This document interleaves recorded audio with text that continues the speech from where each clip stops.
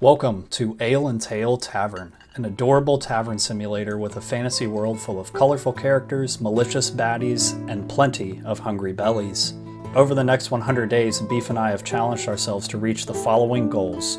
Reach Tavern Level 28, which holds the final recipe unlock, effectively maxing our tavern's levels, complete all of the game's main quests, and complete every achievement in the game. So join us on our noble quest to not only feed all of our hungry guests, but also become epic warriors and experience everything Ale and Tale Tavern has to offer. Goddamn, you're jacked. Tired of our lives toiling in the fields as peasants, we take agency of our lives and begin anew by purchasing a decrepit tavern in the middle of nowhere. Thankfully, there is a humble merchant that just so happens to stock everything we need to transform this crack house into a crack home. After breaking the boards off of the entrance, we are met with... Damn, it's dark! Yeah, golly! Jesus Christ.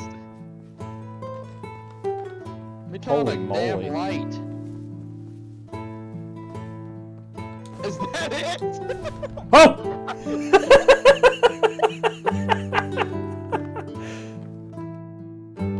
This quaint space will become our new homes and a place of viciously optimized and well-oiled capitalism for the next 34 real-life hours, and since the clock has already started, we get to work. Luckily, we had leftover funds in our SBA escrow account and quickly invest in brooms to clean the tavern. Too low of a cleanliness score will turn away potential gold coins, clients, before they even walk in the door. We then get a dishwasher, stove, fermenter, brewing pot, mugs, plates, a barrel, a bucket, and plenty of barley. As night falls on the first day, we have brewed our first ale, our first batch of barley porridge, set a table, and opened our doors for business. As you can see, I have a PhD in marketing. Let's get this going. All right, I'm gonna go like flip the sign. It's flipped. I flipped it. Oh no, I meant like I'm gonna go like be like one of those guys that dresses up as like the Statue of Liberty in front of like the 500% predatory interest loan credit unions. Fuck yeah. Sir, you look hungry and thirsty. Sir, you look hungry and thirsty. Smoke. Sir, you need your macros, sir. Sir, you need your macros, sir. Are you smoking yet? And that is how millionaires are made, baby. Not by being nepoed into a cozy corporate role or being born into a 7-figure value trust fund. It's by pulling up yourself by the bootstraps and screaming at people like a New York homeless man screaming at pigeons. Sir, you must come in here and spend money at our tavern. Sir, Fairmont red wine. Come into my establishment and spend your hard-earned money. Our first shift went smoothly as we learned the gameplay loop of Ale and Tale. Bring customers what they want, wash dirty dishes, refill with supply, and kick out the rowdy miscreants. Once you're closed, it's time to prep for the next shift or explore the world. A little insight into our lives. Both Beef and I worked at multiple restaurants in our teens, so running a restaurant pretty much from head to toe brought back some nostalgic memories. None of this is too far from real life, but is still strongly fantasy. You don't have customers hit on the underage wait staff, or whine and complain, or have management pulling their hair out and blaming you for a bad Saturday night shift. We found ourselves working through the night to prep more barley porridge and ale before quickly opening up for a morning shift and leveling up our tavern for the first time, unlocking boiled corn as a new recipe. Stuff back. Over here. Corn, seeds, and boiled corn. Let's go. Let's go. I'm freaking out. Every recipe you unlock typically grants you more golden experience. The more complex the dish, the higher the yield. However, shifts that drag on for too long will begin to slowly drain your money and experience earned, so balancing shift times and a varied menu is something we strive to balance. Naturally, this early on we didn't notice and ended up giving away food practically for free, but there was one interesting exploit we discovered but determined it would be best not to abuse it. Let's And then to make boiled corn, we just need corn. keep this place somewhat clean. I just duplicated a bucket. Hey, bud. Hey. There you go. Just duped a bucket on accident. Oh, yeah, dude. Gotta keep this place clean. We then met a magical scarecrow living in our backyard. This weird dude smoked so much a giggle bush that his brain became one green leaf. Even though we didn't plan to plant the forbidden fruit, he still gave us access to a 15-plot field and tasked us with gathering wild corn. This is an interesting task because once completed, we never saw a wild corn stalk again and ended up having to purchase the seeds from the merchant from this point forward. Farming and optimizing is interesting in this game. Many of the drinks and vegetables can be purchased directly from the merchant, but at a premium. For a bit of extra time and legwork, the yields from growing the desired crop yourself and transforming it into ale, beer, wine, whiskey, etc. will yield significantly more profit in the long run versus taking a shortcut.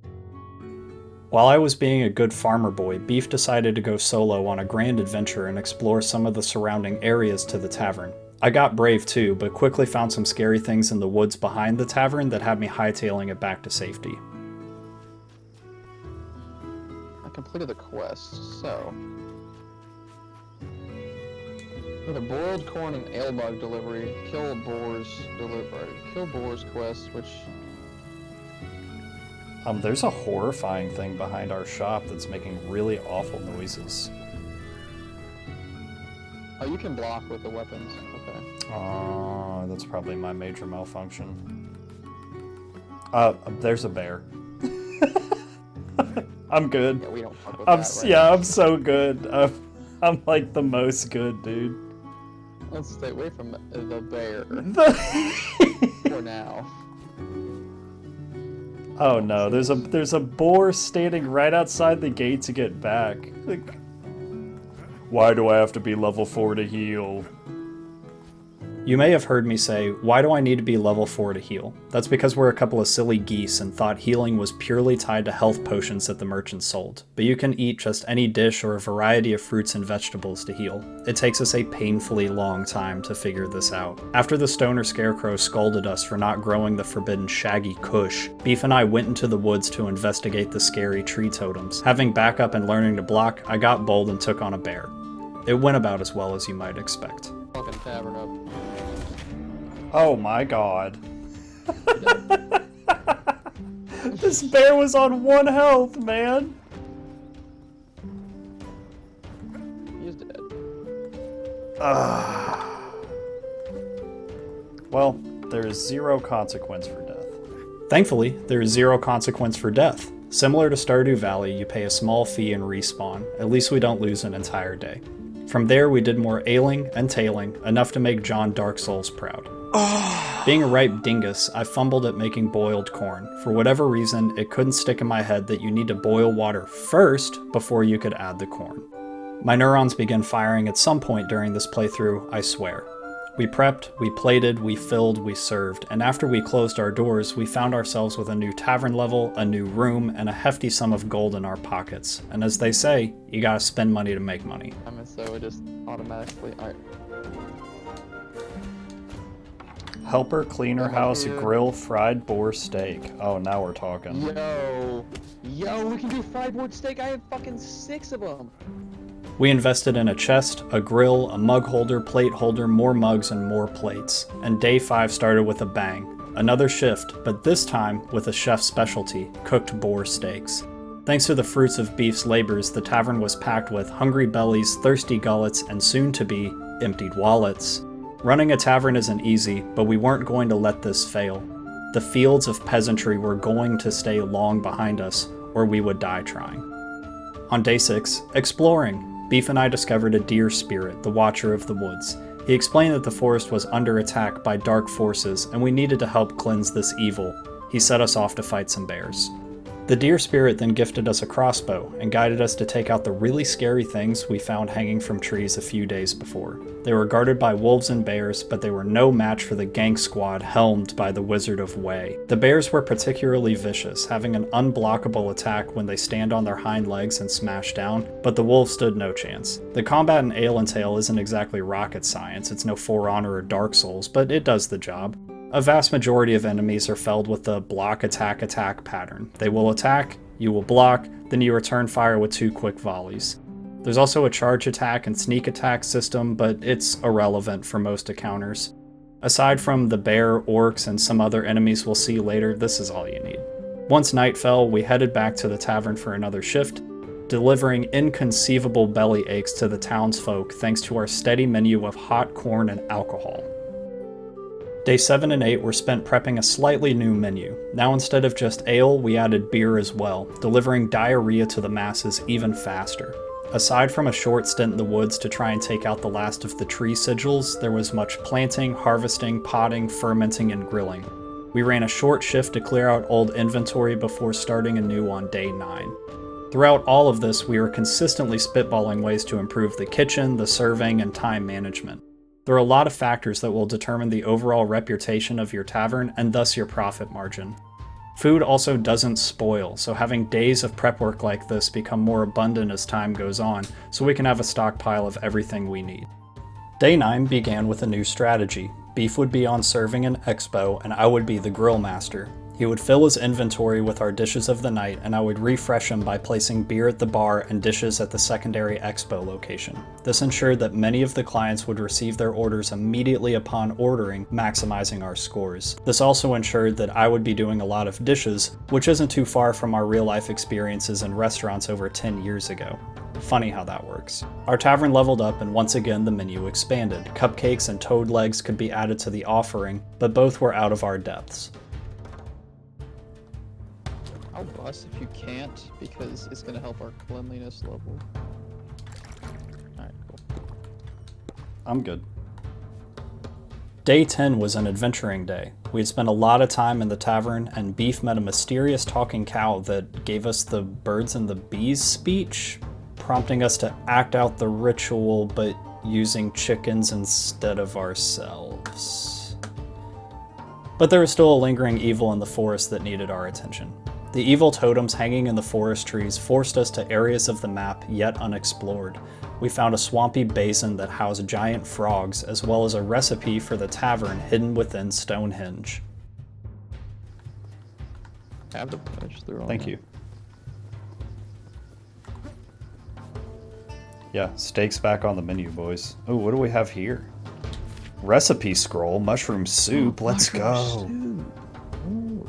Let's go indeed. There are a spattering of these recipes across the explorable world, but getting them viable for a shift would be a challenge with our current setup. We backburnered this recipe for a later time. After going above and beyond on our cleansing quest, spending more than a day in the wild, we finally returned to the forest spirit.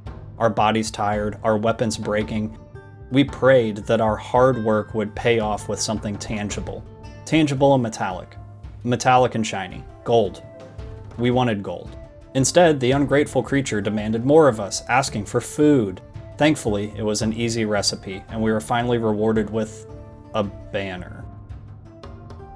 A little underwhelming at first, to be sure, but these banners are essentially perks that can be equipped 2 at a time in the tavern. This adds an additional layer of micromanaging to the tavern as we continue to unlock more.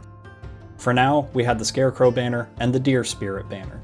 Another thing of note is that these quests all tend to go the same way. You go out of your way to help out the creatures of these woods and then have to feed them. It does a good job of bringing all aspects of the game together, both mining and crafting. Our little tavern was getting a name for itself. In the middle of day 11, we leveled up once again, gaining access to the auto dishwasher, boiled chicken eggs, and more square footage to play with. Throw them in the expo. Yep, you got it. We just got to the auto dishwasher. Oh. Yep, and boiled chicken eggs. Oh my god. Yeah, we've got to full invest on those. What do you want, man? Fried boar steak? I got you. We have a whole new area. Oh my god. Oh, we opened up the main hall. Yeah, we should probably invest in like servers and bussers and stuff like that. Wow, yeah, this is big. Servers. Very big.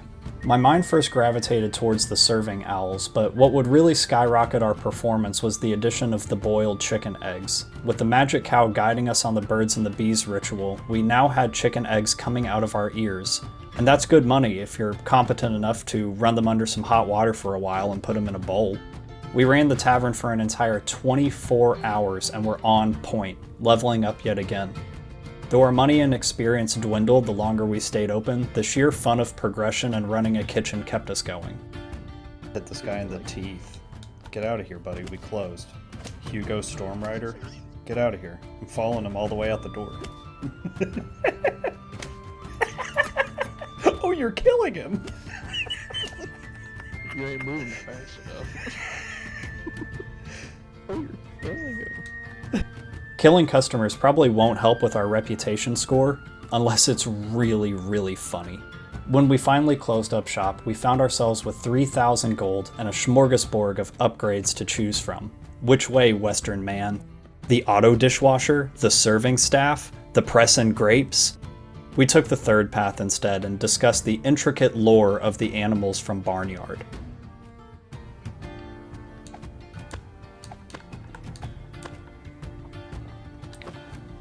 Pretty crazy that those, like, back at the Barnyard guys were all male cows with udders.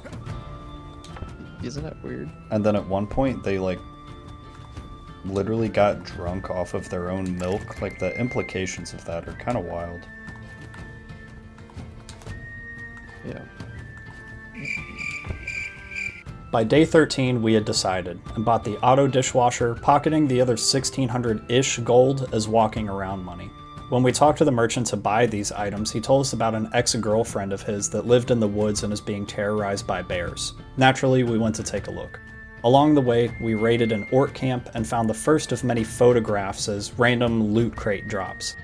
These are just cute collectibles, no achievements tied to them, and they didn't cost any real-life dollary dues either. We valiantly dispatched the stalker bears. Turns out the herbalist pulled a whoopsie-daisy and made a love potion for bears. Very frightening on many levels, of which I'll let you, the viewer, interpret. She asked us to help complete her potion since she couldn't leave due to the whole bear thing. Simple ingredients which we had plenty of at the tavern. Being the reasonable people, we ignored her completely and completed a slay quest for some throwing hornets instead. Beef did eventually return to deliver the goods, while I prepped the kitchen for our next big leveling push. And push we did. We worked entirely through day 14 and into day 15 selling fried boar steak, corn, beer, a limited run of fried toad legs, and boiled eggs. Our experience gain diminished to nearly nothing, but the gold was great. We invested in an owl waiter, a press to make juices, as well as an oven for baked goods. Barley cakes in particular were a big step in the right direction, easy to make with great golden experience gain. They also didn't require a plate, just dump it on the table and go next. Beef completed another step in the herbalist quest, delivering a potion to the merchant. She then kept pushing the issue and asked us for exotic mushrooms. Fun fact about this quest, we played this game in July of 2025, and an update released in early August. In the version we played, mushrooms were very scarce throughout the world, and we found ourselves dramatically lacking emerald mushrooms. This closed off our ability to effectively make fried chicken, mushroom soup, a handful of other recipes, and this quest. The update that came out right after we finished this series increased the spawn rate of mushrooms and made them spawn in clusters of 3. Whatever. More ailing and tailing on day 16 and more leveling. This level was big. We unlocked the upstairs and more importantly, the inn. This was to our detriment, as our cleanliness level plummeted to nothing and all our customers left. We would be in financial ruin and back to toiling away for our baron in no time if an aggressive action was not taken. Sure enough, our cleanliness is 0%. What? How? Oh my god. He opened up upstairs. Oh my god. Close the restaurant. Close the restaurant. Did you just jump down from the rafters? Yes, dude. Are you Oh just my serious? god. After this debacle, good news. We were back in business, barely dodging financial ruin and a Karen writing a bad Yelp review. Bad news, we are ignorant to the power of the inn and the achievements associated with it. This part of our tavern would go woefully underutilized. The burning pain of hindsight will never dull. Best to not dwell on the past. Our humble Applebee's was making a name for itself. Chili's could never beat our anytizers. Local lords and ladies began to visit, signified by their better clothes and a crown above their head. These noblemen were snobs, however, and threw a wrench into our well-oiled machine. They would order anything that we had unlocked, making them total wild cards for our handcrafted menus. We could change some or all of their order once, but they ordered multiple times throughout their stay, so it was a scramble and roll of the dice if we could satisfy their needs. If we could, it would be a big payday. This was frustrating, and I began internalizing a strategy to make sure that these picky nerds would fully empty their wallets. We serve food here, sir.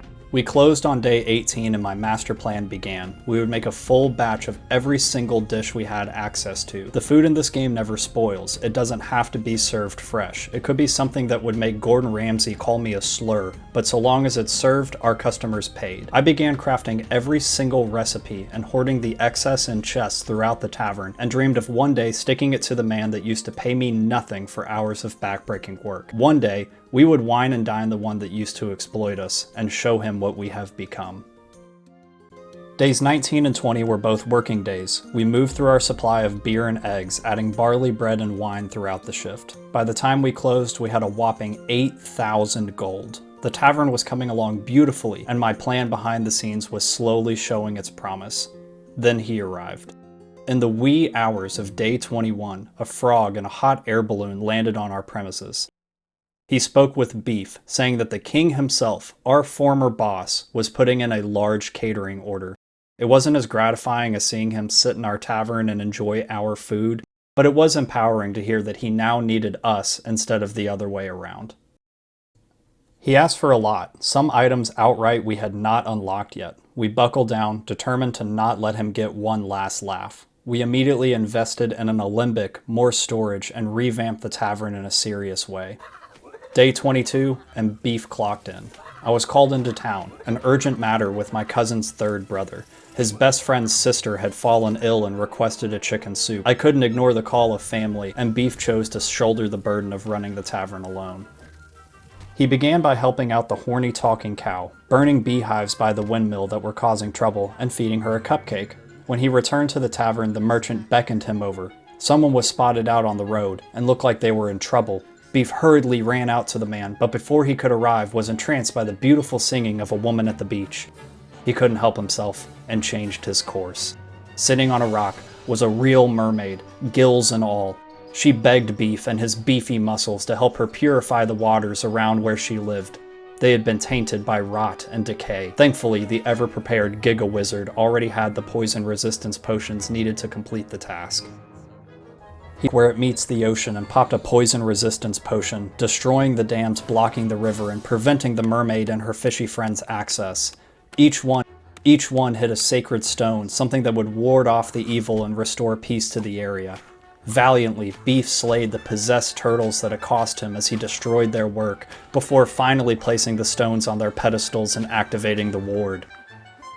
The mermaid, ingratiated by his noble actions, bestowed upon him one more task: to feed her so her energy could return, and thus she could return to her people. The food she requested?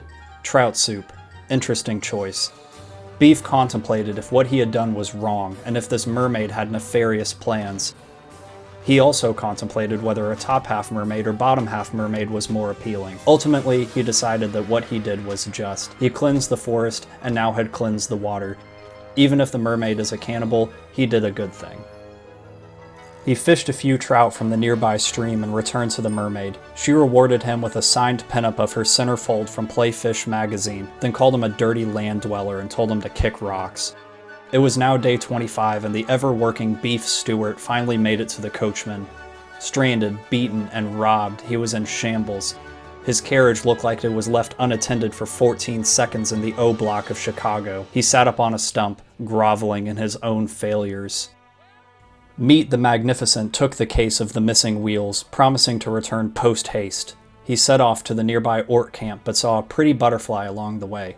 Steak, the ADHD, strayed off course and began chasing the butterfly, picking mushrooms and flowers along the way.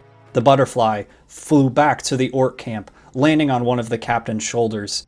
The terrible creature crushed the elegant creature in his palm, right in front of Beef.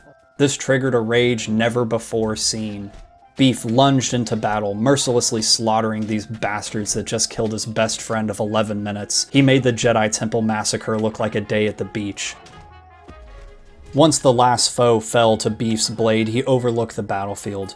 Amongst the carnage stood the coachman's stolen wheels. He collected them, dropped off his picked mushrooms to the herbalist, pleading for her to make a revival potion, but it was no use. He returned to the tavern, planning to cook an amazing meal to hopefully bribe her into doing pet cemetery magic. He frantically ran down the path to the herbalist's home, only for Ribeye, the forgetful, to completely forget why he was in such a rush. The coachman appeared in his vision, and our knight in leather armor returned to his aid, reattaching his wheels, even giving the carriage a deep cleaning. Once the deed was done, he wiped sweat from his brow, inspecting his hard work, only then to finally remember the slaying of his best friend. Rushing to the herbalist's cabin, he pounded his fist onto her door, waking her from her sleep and delivering her the meal he hoped would bring his friend back. The witch accepted the meal, but despite all efforts, the butterfly's soul had already passed into the great beyond. It was a devastating loss, but the witch did have one final thing to try. Grow a new soul and put it into the vessel of the butterfly. She gave Beef a copyright infringement and instructed him to plant and harvest the mandrake. He planted the mandrake and went to the swamps to get other ingredients for the herbalist. Upon his return, she had dire news. Too much time had passed and the vessel of the butterfly had decomposed. All of Beef's efforts were in vain and he collapsed. The witch reassured him that he did everything he could for his friend, and that there is still more good that he can do for the world, that he can do in the memory of his friend.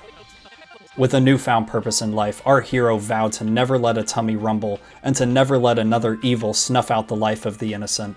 He returned to the coachman with 2 boar, replacements for the horses that the orcs had slaughtered. He then went to the tavern to cook the man a parting gift, restocking his carriage for the arduous journey ahead. The coachman, overwhelmed by our hero's generosity, rewarded him with a stunning banner before parting ways and continuing his own story. Beef, the selfless, returned his aching body to the tavern on the dawn of day 27. His physical self may be battered and bruised, but his mind was pure.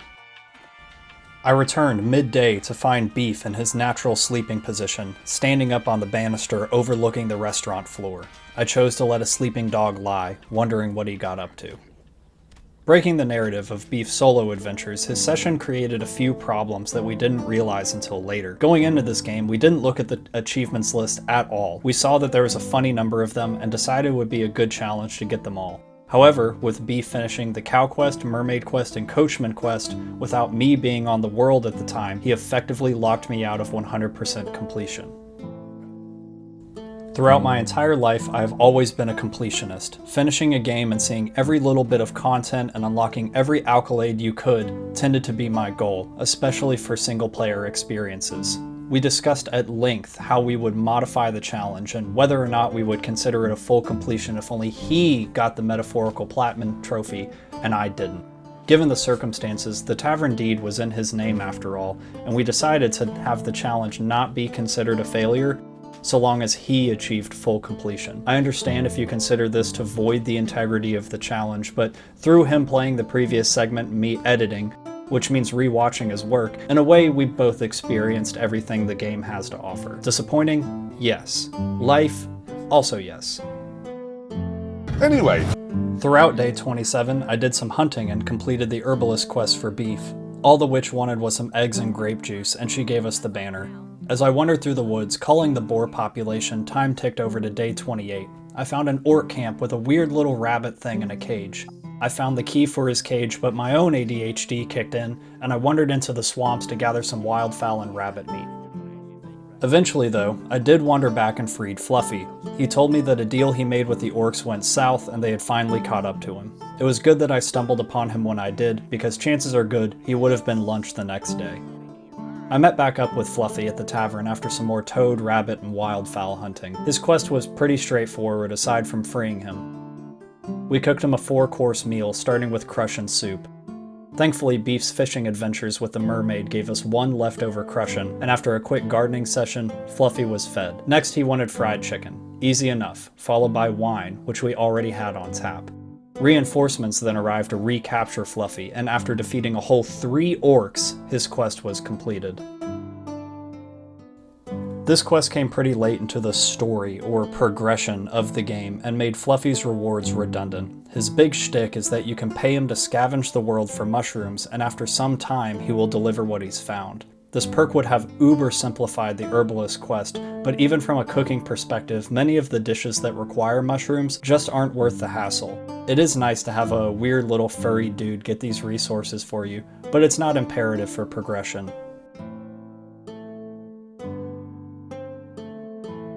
On day 30, the merchant beckoned for me yet again. He said some old dude had set his house on fire. Why that was our responsibility to fix is anyone's guess, but I set out with a watering can and hoped for the best. I met an old man outside of his home that had a striking resemblance to beef. He told me that he was cooking some food and set his house on fire. I braved the smoke and ash and extinguished the fire with my watering can of all things, removed the broken barrels and cleaned the soot off of the walls. Then the old man straight up scammed me. He gave me 900 gold and asked me to replace his destroyed appliances. The stove and table he requested cost 1400 gold. It's not the 1480s anymore, peepaw. The 1520s are here, and inflation is a bitch. Being the grateful old fool he is, the hermit asked me to replenish his supplies, giving me 500 gold to get 20 potatoes, 10 pig pork, and 10 chicken eggs. I wasn't too pressed about the potatoes and pork, but the eggs? Brother, have you seen what a dozen eggs cost these days? Madness. I swallowed my pride and gathered the items anyway. For some reason I felt obligated to help this poor old soul, like he was my best friend and business partner's dementia-ridden dad or something. He gave me an additional 1500 gold and a banner for my efforts, then told me to leave him alone. Note to self: if a rude old wizard tells you to fix his burned down house, don't do it. Follow-up note to self: you should probably do it out of fear of him casting the hex of testicular torsion on you. All in all, we'll call it a wash in terms of profits, but the banner perk he gave us was something we ran every single time the restaurant was open. It gave us a 20% increase to clients' eating speed, which was essentially a 20% pay raise. Turnover rate at the client level is a real thing tracked in restaurants. How fast you can cycle people in and out directly impacts a day's profits. If you take forever to serve people, there could be another party that passes you by because you have a wait. Same concept. We woke up on day 31 and we both only had one thing on our mind: stick it to the man by giving him exactly what he wants. A bunch of food for a big feast in his great hall that we weren't invited to. Yeah, that'll show him. We did some fishing and some brewing, stuffing a chest full of the glutton's demands. By the end of the day, it was done. We watched the frog prince pay us our dues, and we spit on his hot air balloon basket as he flew back to the castle. 10,000 gold wasn't anything to sneeze at, and the Imperial chest was the largest storage container the game had to offer. So not a bad way to spend the day. There is a sense of pride of completing this task as well, showing our boss that now we were the self-sufficient ones and didn't have to rely on his protection or pay to keep us alive. We worked through day 33 with a menu of rabbit stew, fried wildfowl, wine, and whiskey. We leveled up the tavern twice and unlocked apple pie, fried eggs, meat plate, and chicken dumplings, finishing with 24,000 total gold in our pocket. Very nice. With all that money in our pockets, the master plan could finally be financed. We completely gutted one of our storage rooms, refurbishing it with a perimeter of chests and storage cupboards on the wall. We dedicated the other storage room to be a wine cellar and beer freezer. We cooked and organized. We farmed and cooked. We cooked and farmed. We even organized and farmed. We burned through all but 2,800 gold on the biggest remodel that this tavern had ever seen. By the end, we had cooking materials piled in chests by the grills and pots. We had a room full of alcohol and more on tap out front. We had a storage room dedicated to just about every dish in the game. We could now serve food and drink to anyone at any time on an Olympic level.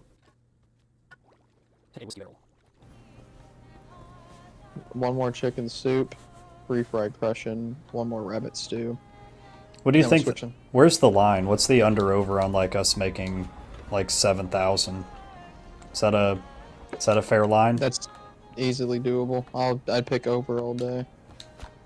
I mean, where do you set the line at then?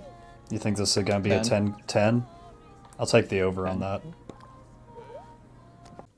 Our doors didn't open to the public until day 40, with our menu being pig ribs, pig pork, barley bread, wine, and whiskey. Our chef's specialties were rabbit stew, chicken soup, and fried wildfowl, a feast fit for a king. We closed up at the beginning of day 42, smashing the over on our projected earnings. Not one picky nobleman went unserved, and all the townsfolk rejoiced in the grand reopening. This was a big move for the tavern, and we leveled up 3 times in one shift. This unlocked new recipes, of course, which we dedicated some time to prepping for the next shift, as well as crafting our menu. On the morning of day 43, we received an urgent request. There is a fairy in the swamps that desperately needed our help. The 3 sigil stones warding evil from the area were under attack. This was the final zone of influence that the Dark One held on these woods, and the assault force coming would test our limits. A great evil was approaching us, the winds of fate blowing through the trees of the woods we had come to call home. It was time.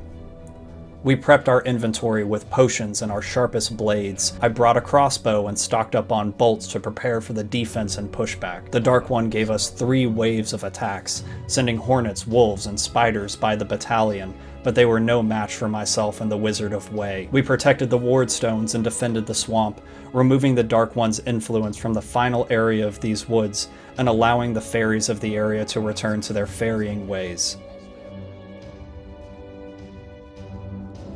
When the last foe fell, we heard it. All of the woods heard it. The Dark One bellowed a furious call from deep within his chambers, demanding we face him directly. We had defeated his minions of the forest and destroyed his tree sigils. We vanquished the bears tormenting the witch and tempering her powers. We demolished the poison dams in the lakes and reclaimed the sigil stones, and we had burned the hornet's nest of the plains by the windmill. With this victory in the swamps, the Dark One had nothing left. A final effort was all it took to ensure the peace and prosperity of this land, or the final defeat and foreclosure of the tavern, because we'd be dead. Beef and I spent the rest of the day prepping our strongest potions and best gear. We arranged our hot bars for optimal swapping between healing and DPS. We stood on the porch of our tavern in the earliest hours of day 44, enjoying what might be our last time looking at this place that we had slaved over for the 6 weeks, and admired our progress. The cool winds of change swept over our body, and the trees swayed rhythmically. We steeled ourselves for the final challenge. It was us or him. Beef and I entered the abandoned mineshaft, which housed an ancient evil. Him armed with a torch, myself with a stack of light potions. We began illuminating the cavern. This was for an achievement, but for plot reasons, my headcanon is that the HM1 doesn't like light. Plot. We fought through hordes of vile hellspawn, ghouls and hounds swarmed us, but were no match for our might. After unlocking the 5 sealed doors, we were face to face with the cultist, a dark magic wizard that had been tormenting our land for generations. We drank the potions the witch had helped us brew, maxing out our strength and resistances before heading into his lair. That's our big bad right there. That's him. Yeah. That's him. Dude. Resist physical potion. What if we sniped him from here? What if he can't come through here?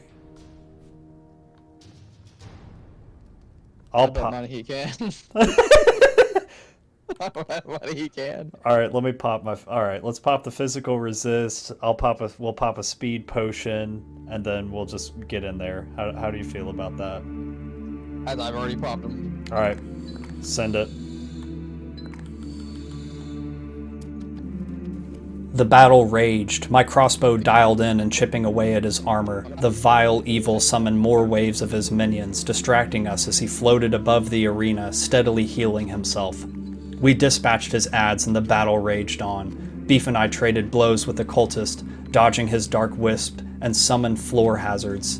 As both parties neared defeat, we launched a final desperate effort to rush him down. Rush him down, rush him down.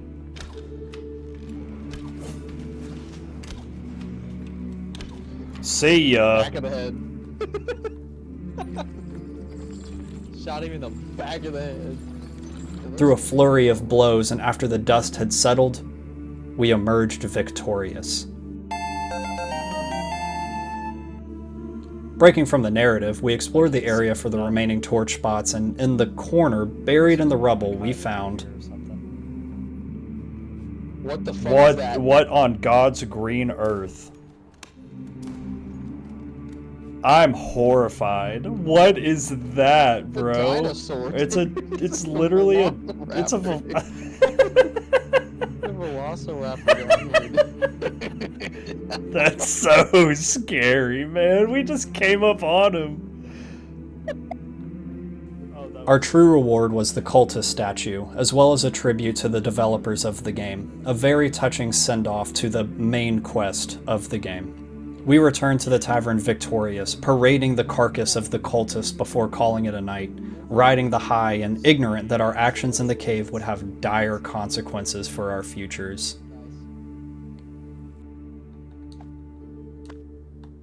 From the front door, you gotta see how this looks.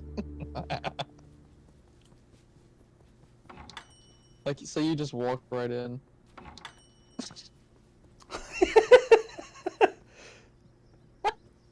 Well, I'm glad I stayed up late for this. This was a treat.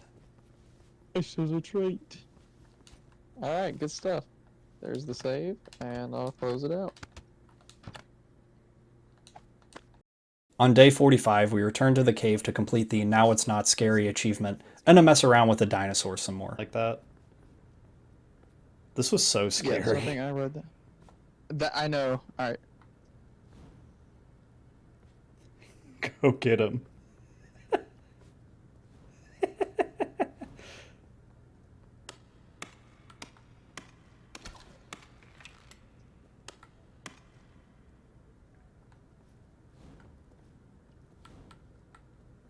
Yeah, I can't get in there any further.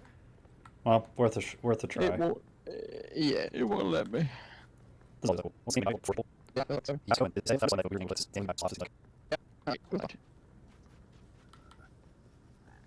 Oh, I got a.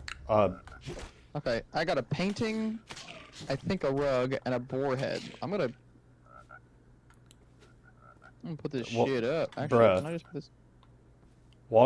Just walk into the tavern. Oh, fuck. What? A zombie and a fucking frog? Frog What can happened stay. in here? Frog can stay. Frog's dead.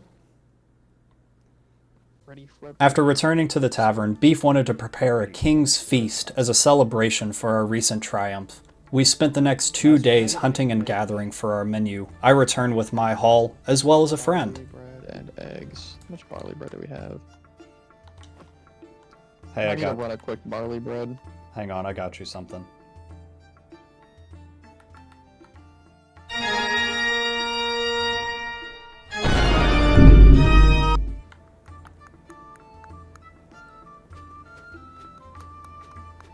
He's our little helper.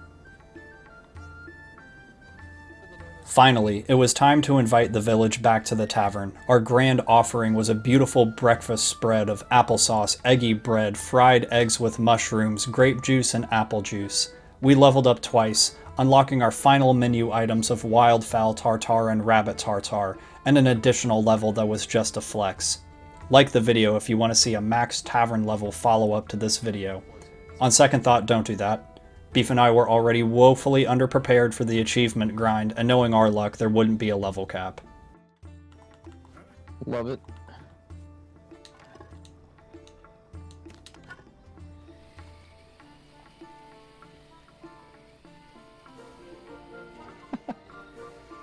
We didn't even unlock And anything for we're- that, just new We're tavern level level. 28. Wow. We have everything unlocked. We closed up shop shortly thereafter, choosing instead to invest our monies in painting the tavern for another achievement.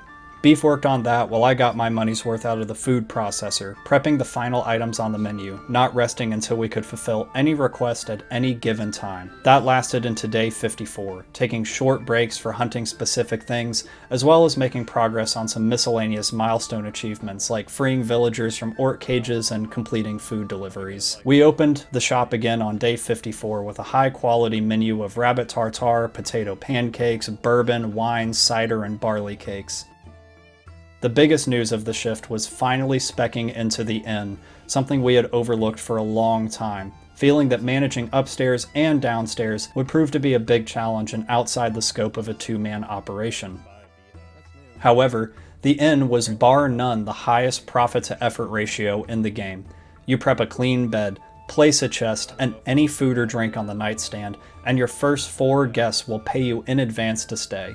Depending on the quality of food served and star level of the room, we're making upwards of 1,500 gold per client, and we're only putting in overflow food and drink. Hindsight being what it is, we should have opened this as soon as we unlocked it, but better late than never, I suppose. We ran a short shift on day 56 to grind some achievements. First we had 20 simultaneous customers in the tavern, followed by serving a customer at the last possible moment, and finally luring an enemy into a room. When we closed, Beef invested in the last of the paint we needed to get every wall prettied and created all of the potions in the game. We finished our session with some musket shenanigans on day 57 before calling it a night. Boar. Here's a boar right here. He doesn't have a lot of health, but we can still run him. Run those pockets, bruv. Oh my god.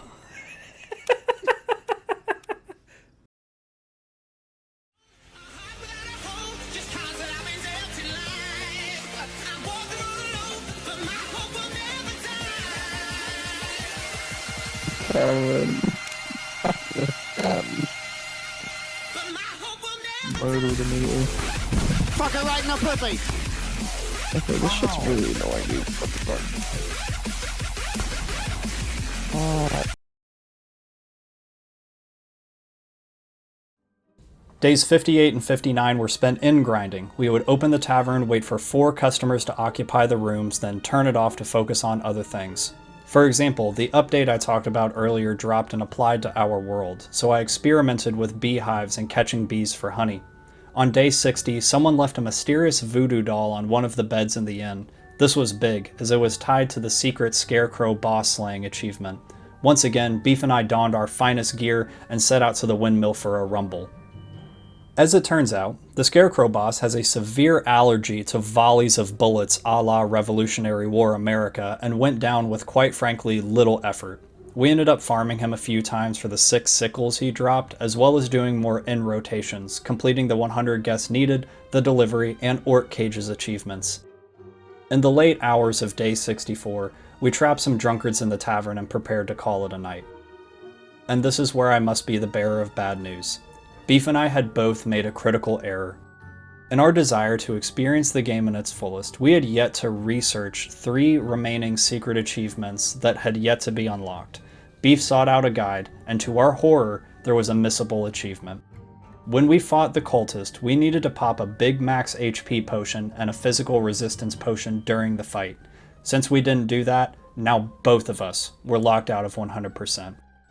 The only silver lining is that the other 2 secret achievements were straightforward, dying 33 times and jumping out of the tower by the hermit's house. As we wallowed in our agony and lack of planning, we decided to close out our time with Ale and Tale Tavern. So close, yet so far from our goals. We reflected on our time with the game, cursing it for such an antiquated achievement and poor design, but also deeply appreciating the time we got to spend together and all the things we accomplished. From the early shifts of me being behind the grill and Wellington running food, small things got us excited, like the auto dishwasher, our first helper cleaner and helper waiters, and fully serving the crowned clients. The big upgrades of utilizing the inn, optimizing our perk banners, and using the food processor for high-dollar exotic menu items.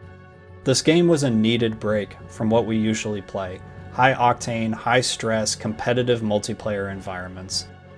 It was rewarding, endearing, and relaxing to play such a cute game and optimize it to its limits, which is just something that we couldn't resist. It took us 64 days to almost 100% Ale and Tale Tavern, and we didn't regret one silly goal being off of perfection.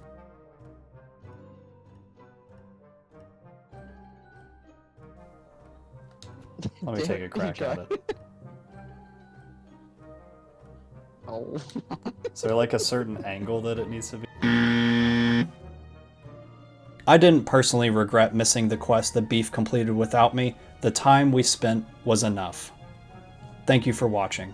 Please like and subscribe for more content like this. This channel is a labor of love between 2 lifelong friends, and we strive to deliver content like this as we balance our busy daily lives. Any feedback and positivity is deeply appreciated.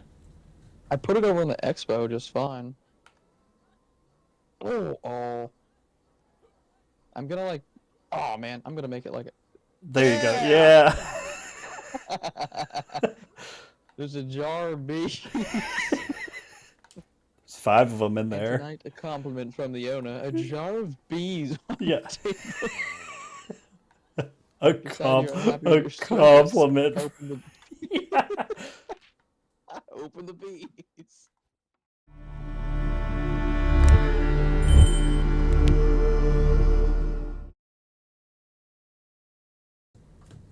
But what if that wasn't the end? Rug pull of the century, baby! I couldn't stand being so close yet so far to the goal. Behind the scenes, off stream, and without Beef's knowledge, I got back in there on my own world, on my own time, to make the most epic boss run back and leave no stone unturned. This was an Ale and Tale speedrun.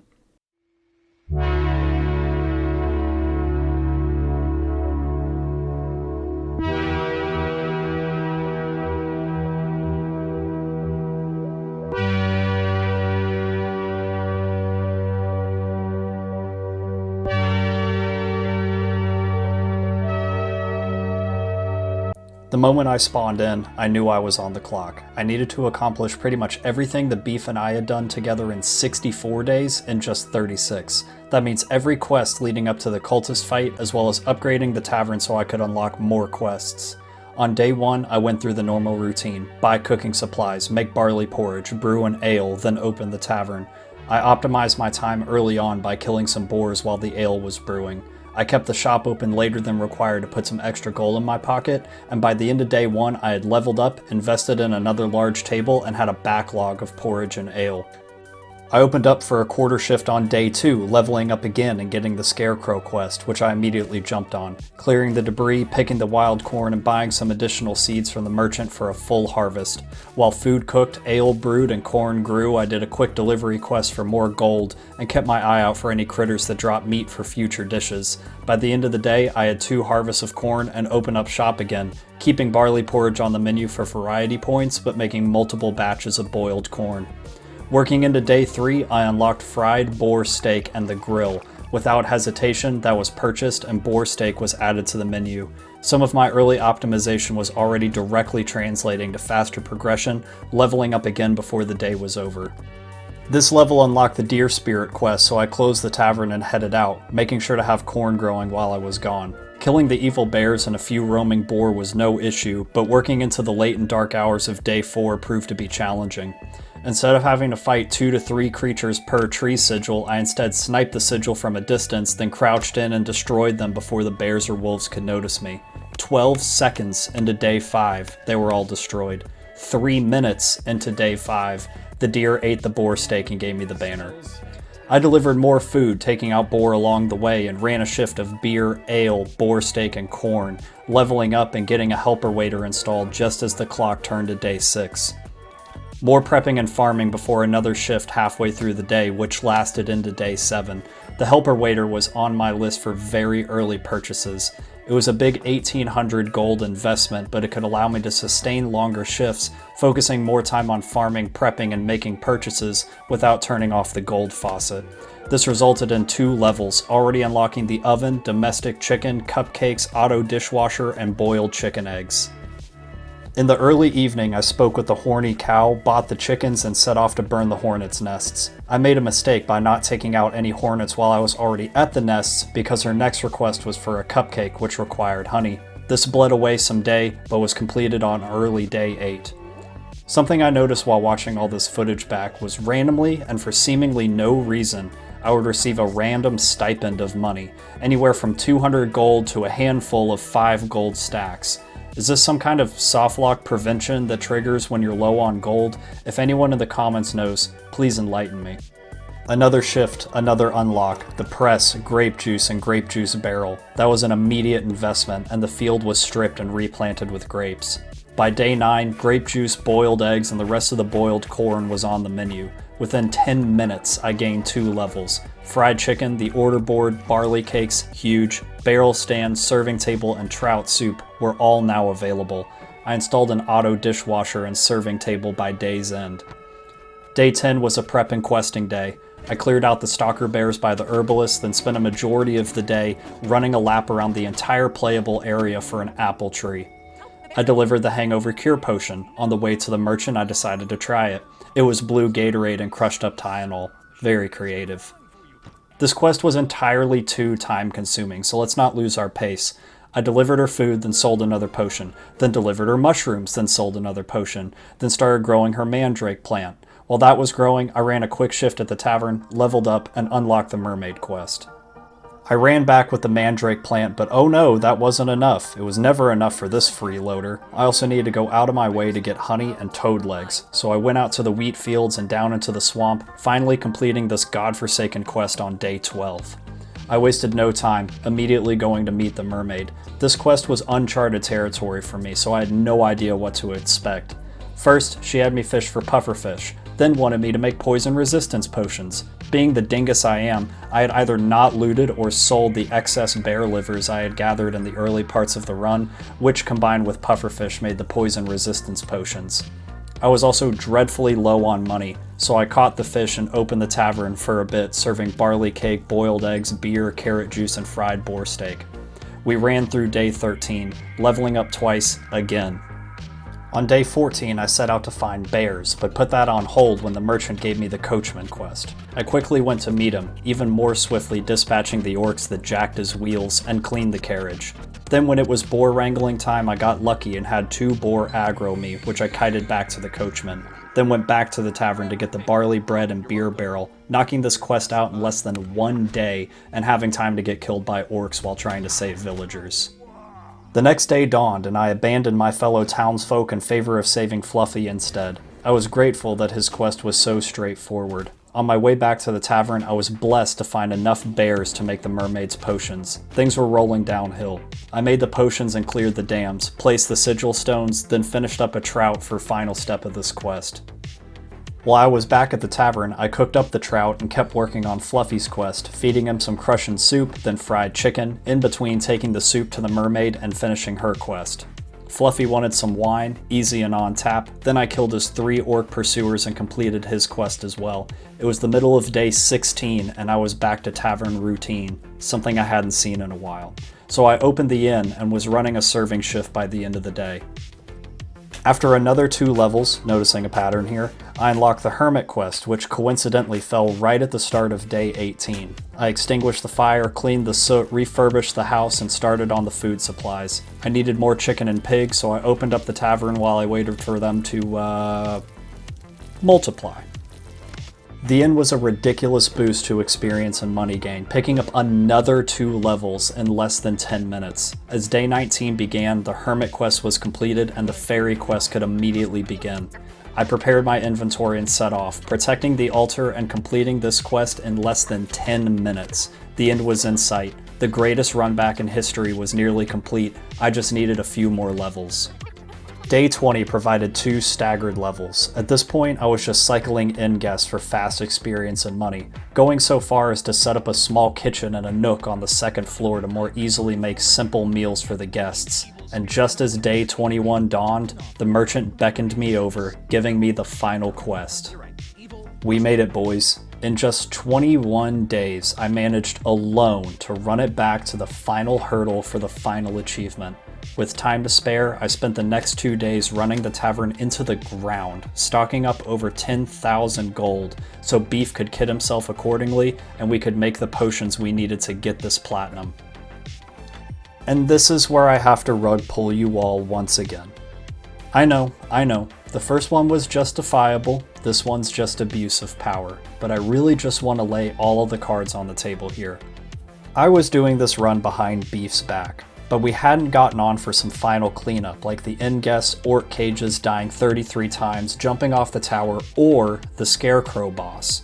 This world that you just watched the sunset on was running behind the scenes and was up to day 23 when Beef and I got back on for a final farewell and achievement cleanup. I planned to spring on him that I had caught up with him in our world, but the cultist was alive, so the 100% challenge was still alive. Then this happened. Butterfly net. So how many voodoo dolls do we need? 1, but I'm gonna hit this first. do that. Okay. Oh. Oh. Oh! You just need to pop both of those at the same time. Oh, okay. Oh. Well, So- then my boss run back was for nothing. Before the. Yeah, fellas, that's right. I don't know what Boof Beef Boss was smoking, but the achievement isn't tied to the final boss. It's tied to any player in the lobby drinking both of those potions back to back. We pop the platinum together on accident, rendering some of my progress totally moot. For the sake of the plot and simplicity of editing, I compiled in order all the time Beef and I spent on his world, then went into my section. It wasn't a wash or a total waste. Regardless of the extra work I put in past the Coachman quest, I consider this adventure to be one of the more relaxing and enjoyable games I've ever fully completed.